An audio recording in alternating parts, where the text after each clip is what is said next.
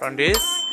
to this. So I'm sharing video for low fade and hair tattoo. So check it out. မင်္ဂလာပါခင်ဗျကျွန်တော်နာမည်ကတော့ဂျူလိုင်လို့ခေါ်ပါတယ်ခုဗီဒီယိုလေးကတော့ဒီ area ကကျွန်တော်တောင်းဆိုတဲ့ low fade နဲ့ head tattoo ကိုကျွန်တော်လုံးညက်တော့မလဲဆိုတာကို sharing လုပ်ပေးချင်ပါတယ် area ရောက်ချင်း low fade နဲ့ head tattoo ကိုအရင်စားပြဆိုတော့အရှိပုံစံဘယ်လိုညက်ချင်လဲမိလိုက်တော့ flat feel လိုမျိုး fringe ပုံစံမျိုးထားခြင်းလဲဆိုတော့ကျွန်တော်က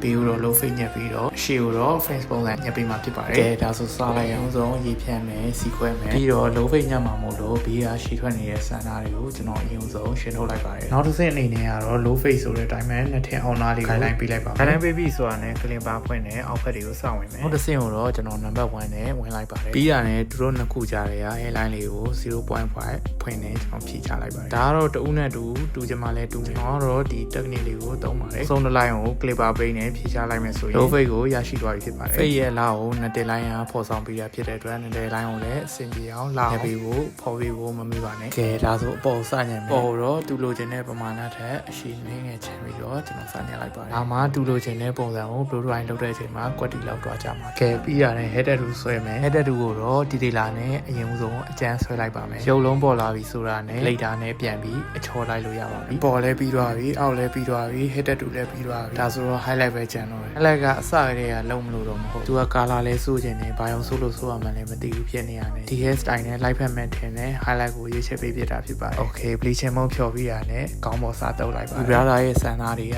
ဆန်လုံးနည်းနည်းကြီးပြီးတော့နည်းနည်းမာတဲ့အတွက်နှာခါလောက်ကို bleach လုပ်လိုက်ပါတယ်ဒီကနေ့ short စင်မှာ barber shampoo နဲ့ကျွန်တော် short ချလိုက်ပါတယ်ဒါဆိုရင်တော့အဲ့ဒီနဲ့ကျွန်တော်နဲ့ကြားမှာတေချာဆွေးနွေးတိုင်ပင်ပြီးမှဖန်တီးထားတဲ့ hair style တစ်ခုကိုရရှိသွားပြီဖြစ်ပါတယ်